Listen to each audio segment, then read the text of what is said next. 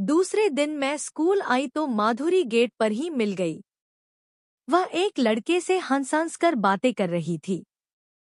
मेरे संस्कार ही ऐसे थे कि मैं जिस किसी स्त्री पुरुष या लड़का लड़की को हंसते बोलते देखती तो मैं उनके संबंधों को लेकर सशंकित हो उठती। मेरा सोचने का नजरिया ही बदल गया था। हालांकि पहले मैं ऐसी नहीं थी। तभी मैंने देखा वह लड़का कोई और नहीं बल्कि किशोर है, जो बातें करते करते माधुरी का हाथ थाम लेता है। मैं उन्हें नजदीक आते ही चहक पड़ी। हेलो माधुरी, कैसी हो? माधुरी मेरे गाल पर एक प्यार भरी चपत लगाते हुए बोली, जब मैं कहीं बाहर जाती हूँ तभी तू मेरे घर आती है। यह किशोर है, मेरा बेस्ट फ्रेंड। माधुरी ने किशारे की ओर इशारा करते हुए कहा तो मैं हंसने लगी। क्या किशोर को मैं नहीं जानती कि तू परिचय करवा रही है? हाँ, किशोर तेरा बेस्ट फ्रेंड है, यह मुझे मालूम नहीं था। मैं यह कहते कहते चुप लगा गई। किशोर मुझे ही एकटक देख रहा था। उसकी आंखों में शरारत थी। तभी वह आंख नचाते हुए बोला, माधुरी, तुम्हारी यह सहेली तो बड़ी ही सुंदर और स्मार्ट है। क्या माधुरी बदसूरत है? मैंने व्यंग्य किया तो किशोर माधुरी की ओर से देखकर बोला, माधुरी, बुरा ना मानना, तुम्हारी सहेली हम दोनों में गैप डलवाना चाहती है। किशोर के यह कहते ही माधुरी हंसने लगी। मैं भी बिना हंसे न रह सकी। शाम के 4 बजे मैं माधुरी को ढूंढने लगी। वह 3 बजे से ही क्लास से गायब थी। किशोर भी कहीं दिख नहीं रहा था। मैंने माधुरी की सहेली मीना से पूछा। उसने मुस्कुराते हुए ही कहा कि वह स्कूल के पिछवाड़े वाले बाग में गई होगी। मैं यह सुनकर हैरान रह गई। 4:30 बजने वाले हैं। वह इस समय उधर क्या करने गई है? उधर का इलाका तो जंगलों का है। वह होश में तो है। नहीं चाहते हुए भी मैं स्कूल के पिछवाड़े की ओर बढ़ गई। हालांकि उधर जाना एक लड़की के लिए खतरे से खाली नहीं था। अभी पिछले महीने से ही तो एक स्कूल की लड़की की लाश बाग में मिली थी। कुछ दरिंदों ने उसके साथ बलात्कार कर उसकी हत्या कर दी थी। मुझे काफी डर भी लग रहा था। फिर भी मैं दबे पांव झाड़ियों के बीच से होते हुए बाग में पहुंच गई। तभी मैंने एक घने पेड़ की ओट में खड़े माधुरी और किशोर को देखा। मेरे तो होश ही उड़ गए। माधुरी यहाँ किशोर के साथ क्या करने आई है? मुझे कुछ गड़बड़ लगा तो मैं सधे पांवों से एक दूसरे पेड़ की ओर बढ़ गई। मैं उस पेड़ की ओट में आकर खड़ी हुई तो मेरा दिल धड़कना भूल गया। मैंने देखा माधुरी ने अपनी पैंट एक तरफ खोलकर रख दी थी और किशोर ने भी अपनी पैंट उतार दी थी। वे एक दूसरे की बाहों में ऐसे समाये हुए थे जैसे बहुत दिनों के बाद मिले हों या ठंड से बचने के लिए एक दूसरे से चिपके हुए हों। फिर तभी मैंने जो दृश्य देखा उसने मेरे रोंगटे खड़े कर दिए। मैं चुपचाप पेड़ के सहारे खड़ी उनकी यौन क्रीड़ा देखती रही। जब वे झाड़ी की ओर बढ़े तो मैं भी पेड़ों की ओट से होते हुए झाड़ी की ओर बढ़ गई। वे तेज तेज कदमों से चल रहे थे। आगे पीछे कुछ भी नहीं देख रहे थे। जब वे झाड़ी को पार कर स्कूल के ग्राउंड की ओर बढ़े तो माधुरी की आवाज सुनाई दी, किशोर, तुम पहले जाओ। हम दोनों साथ साथ जाएंगे तो कोई शक कर सकता है। माधुरी यह कहकर इधर ही खड़ी हो गई। किशोर चला गया। किशोर के जाते ही मैं तेज कदमों से आगे बढ़ गई। मैं माधुरी को पकड़ लेना चाहती थी और उससे यह पूछना चाहती थी कि माधुरी, तू किस मजबूरी में किशोर के साथ यह खेल खेल रही है? आखिर मैंने माधुरी को पकड़ ही लिया। वह मेरे तेज तेज कदमों की आवाज सुनकर ऐसे चौंक कर मुड़ी जैसे किसी हिरण पर शेर ने अचानक ही हमला बोल दिया हो और वह संभलते संभलते गिर गया हो। माधुरी मुझे वहां देखकर हैरान ही नहीं थी, बल्कि काफी डरी हुई थी। उसका चेहरा सफेद पड़ गया था। मैंने उसके कंधे पर हाथ रखते हुए कहा, तू तो मेरी सहेली है। कोई अपनी सहेली को देखकर ऐसे डरती है। मैं तो इधर तुमको ढूंढती हुई चली आई थी। अब बता, तू इधर क्या करने आई थी? माधुरी एक काफी सुलझी हुई लड़की थी। वह इतना तो जान ही गई कि मैंने सब कुछ देख लिया है। वह कोई बहाना न करते हुए बोली, मैं क्या करूं काजोल, जैसे कोई युवक मैथुन का आदी हो जाता है वैसे ही मैं भी मर्दानी बाहों के स्पर्श की आदी हो गई हूं।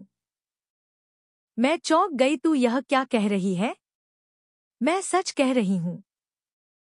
एक शाम को मैं किशोर के साथ स्कूल के गेट से बाहर हुई तो वह बोला, चलो आज स्कूल के पिछवाड़े वाले बाग में चलते हैं। मैं तैयार हो गई। हम बाग में पहुंचे तो किशोर ने अचानक ही मजाक मजाक में मेरी छाती पर हाथ फेर दिया। मैं सच कह रही हूं, मेरे रोम-रोम खड़े हो गए। पूरे बदन में सिहनसी दौड़ गई। किशोर ने एक कुशल खिलाड़ी की तरह फिर दोबारा मेरे पास आकर मेरे कंधे को सहला दिया। पुरुष की बाहों का पहला फला स्पर्श एक स्त्री के लिए कितना अलौकिक, कितना आनंदमय और कितना सुखद होता है, इसकी अनुभूति मुझे उस दिन ही हुई। अब मैं भी किशोर के शरीर पर हाथ फेरने लगी। स्त्री बाहों के स्पर्श से वह भी पहली बार ही परिचित हुआ था। हम एक दूसरे को स्पर्श करते करते इतने उत्तेजित हो उठे कि हम कब निर्वस्त्र हो गए होश ही न रहा। हम एक दूसरे की बाहों में समाहित होने के लिए इस कदर उतावले हो उठे, जैसे छूट रही ट्रेन को पकड़ने के लिए यात्री उतावले रहते हैं। फिर क्षण भर में ही वह सब हो गया जिसके लिए हम एक दूसरे को सहला रहे थे। आंखों में आंखें डाले देख रहे थे और बाहों में आने के लिए बेचैन हो रहे थे।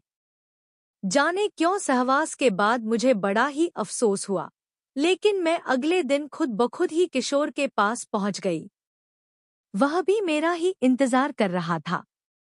इस तरह मैं रोज ही इसे न दोहराने का संकल्प लेती हूँ और दूसरे दिन स्वतः ही किशोर के साथ बाग की ओर बढ़ जाती हूँ।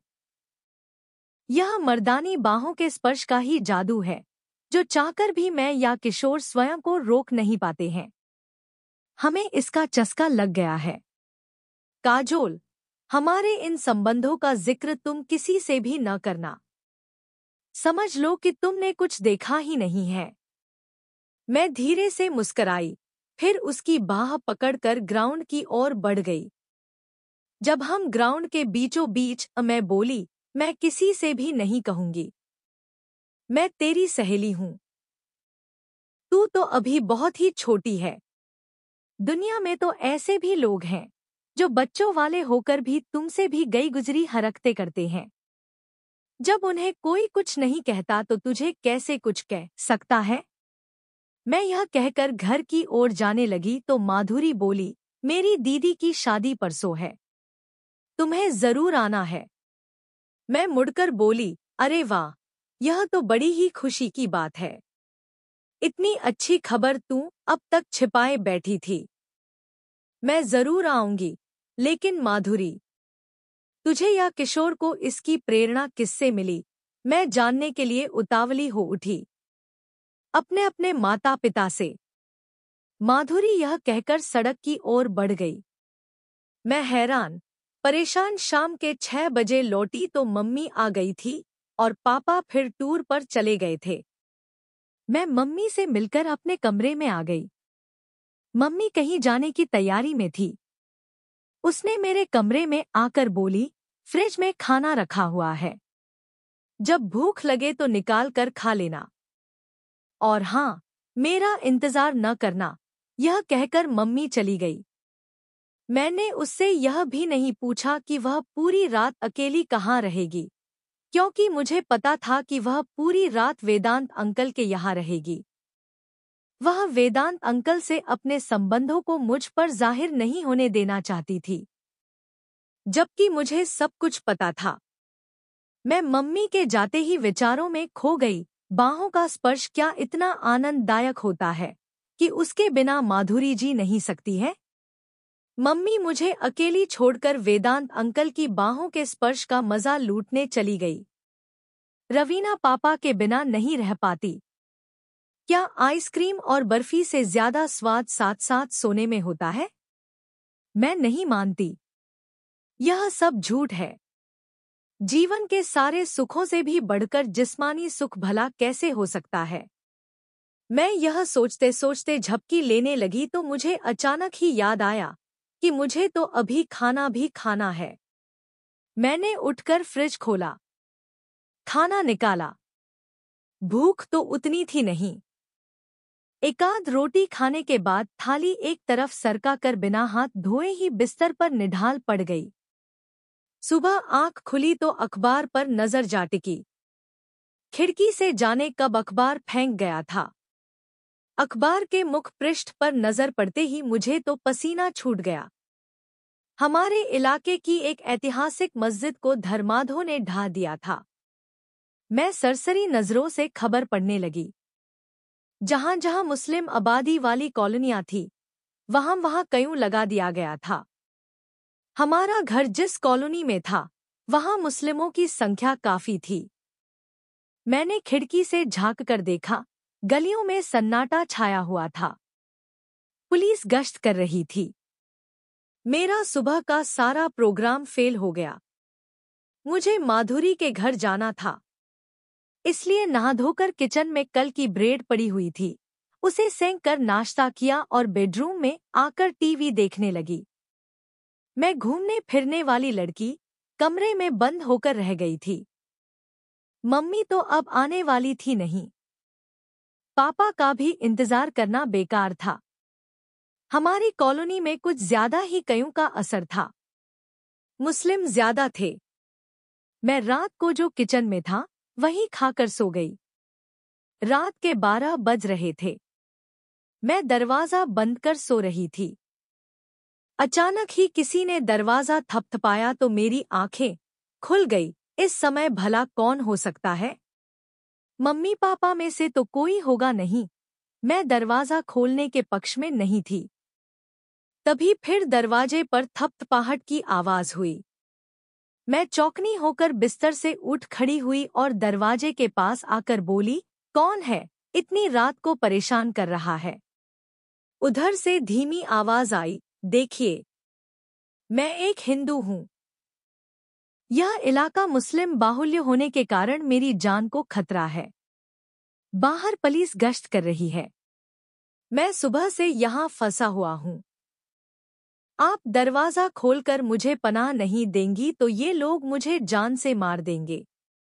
जाकर बाहर गश्त कर रही पुलिस से सहायता मांगो। मैं घर में अकेली हूँ। दरवाजा किसी भी कीमत पर मैं नहीं खोल सकती।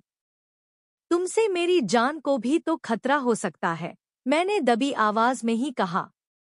मुझ पर विश्वास कीजिए। पुलिस 2 व्यक्तियों पर गोली चला चुकी है। उसे बाहर किसी को भी देखते ही गोली मार देने का आदेश है। यहाँ पर मैं सुरक्षित इसलिए हूँ क्योंकि आसपास में कोई नहीं है। पुलिस भी इधर नहीं है। अगर पुलिस इधर आ गई तो शायद ही मैं बच पाऊंगा। यह कहते कहते वह सुबह पड़ा। मुझे उस पर दया आ गई। वह सचमुच ही मुसीबतों से घिर गया था। मैंने कांपते हाथों से दरवाजा खोल दिया। वह यही कोई 20-21 का स्मार्ट युवक था। भय और दहशत के मारे वह थर-थर कांप रहा था। उसके चेहरे से बेचारगी टपक रही थी। वह कांपते पांवों से अंदर आया और धम से सोफे पर बैठ गया। एक गिलास पानी पिला दीजिए। सुबह से ही प्यास लगी है। मैंने लाइट जलाई और जाकर एक गिलास पानी ले आई। वह एक सांस में गिलास का सारा पानी पी गया। फिर बोला, एक गिलास और। अब समझ में आया जान कितनी प्यारी होती है। आप तो अंदर बैठी हैं ना, बाहर भेड़ बकरी की तरह लोग एक दूसरे को काट रहे हैं। मैं जाने कैसे बच गया। वह कल 3 गिलास पानी पी गया तब कहीं जाकर कुछ सामान्य हुआ। मैं पलंग पर बैठती हुई बोली, आप इधर फंस कैसे गए? अरे कुछ पूछिए मत। मैं इधर मम्मी की साड़ी एक दुकान पर लौटाने आया था। दुकान से साड़ी लौटाकर जब बाहर निकला तो सारा दृश्य ही बदल गया था। चारों तरफ आपस में लोग मरकट रहे थे। मैंने पास खड़े एक आदमी से पूछा तो उसने ही बताया कि यहाँ से जल्दी निकल लो। इस इलाके की एक मशहूर ऐतिहासिक मस्जिद को कुछ धर्मांधों ने गिरा दिया है। यह इलाका मुस्लिमों को है। बमौत मारे जाओगे। मैं दूसरे रास्ते से किसी तरह भागता हुआ इधर चला आया। इधर तो और भी ज्यादा मारकाट मची हुई थी। तभी पुलिस आ गई। लोग अपने अपने घरों में घस गए। मैं आपके मकान की दीवार फांद कर एक कोने में जाकर छुप गया। ईश्वर भला करे, आपने मुझे अपने यहाँ शरण दे दी। अरे ऐसी कोई बात नहीं। आप सोफे पर इत्मीनान से लेट जाइए। मेरे यह कहते ही वह युवक बोला, आप कहाँ सोएंगी? मुझे तो अंडरवियर और बनियान में सोने की आदत है। कोई बात नहीं, मैं बत्ती बुझा देती हूँ। कोई दूसरा कमरा नहीं है, मैं वहीं सो जाता। आपके कमरे में मुझे सोना अच्छा नहीं लगता, यह शर्माते हुए बोला। कमरा तो है, लेकिन उसमें ताला लगा हुआ है। मैं पलंग पर लेट जाती हूँ। यह कहते कहते मैंने बत्ती बुझा दी।